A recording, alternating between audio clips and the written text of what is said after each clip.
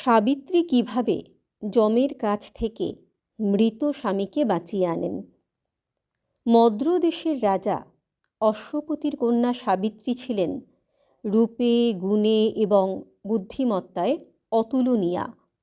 তার স্বভাব যেমন নম্র ছিল, তেমনি তিনি ছিলেন প্রখর বুদ্ধিমতী এবং দয়ালু।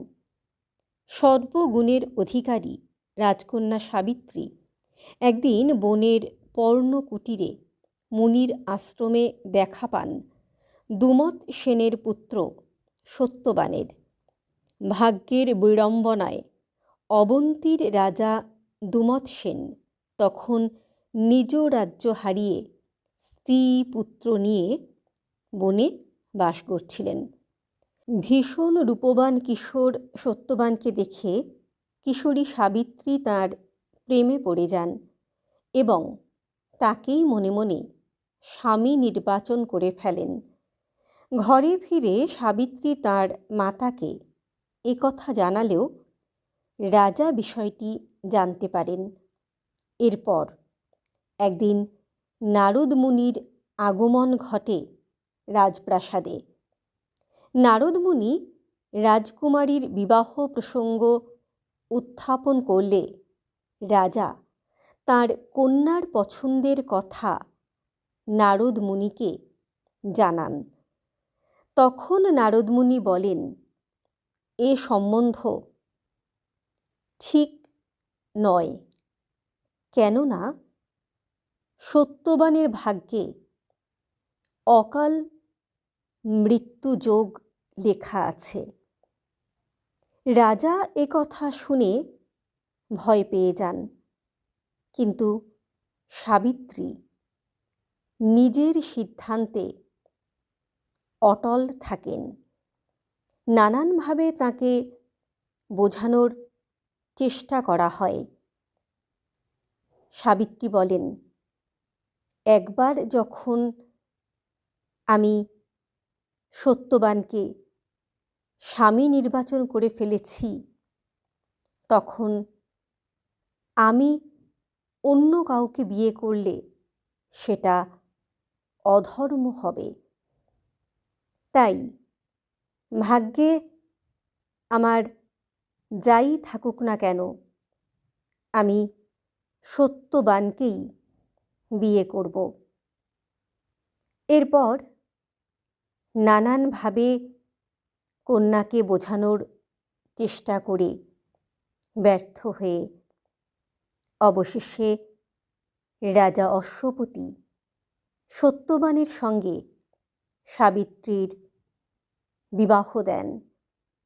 বিবাহের পূর্বেই সাবিত্রী জানতেন যে বিয়ের 1 বছরের মাথাতেই স্বামী সত্যবানের অকাল মৃত্যু ঘটবে, কিন্তু তা সত্ত্বেও সকলের নিষেধ অমান্য করে নিজের পছন্দে সত্যবানকে বিয়ে করেন সাবিত্রী।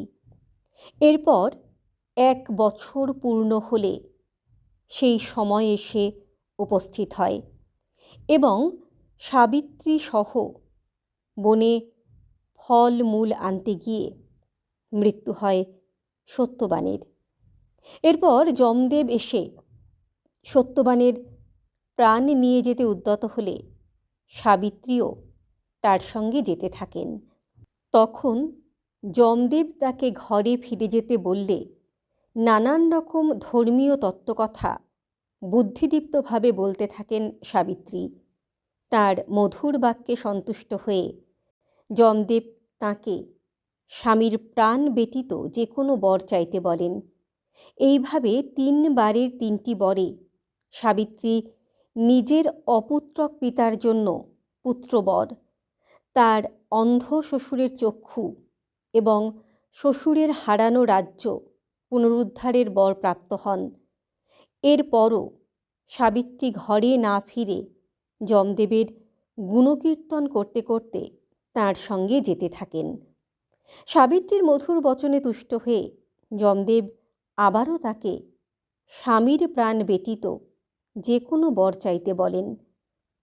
তখন সাবিত্রী বলেন, 5 বছর পর সত্যবানের ঔরসে একটি পুত্র সন্তান চান তিনি, এবং এইভাবে যেন তাঁর 100 পুত্র হয়।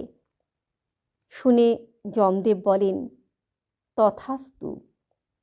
তখন সাবিত্রী বলেন, প্রভু, আপনার বাক্য অলঙ্ঘ। এখন স্বামীকে ফিরে না পেলে কিভাবে পুত্র পাব আমি?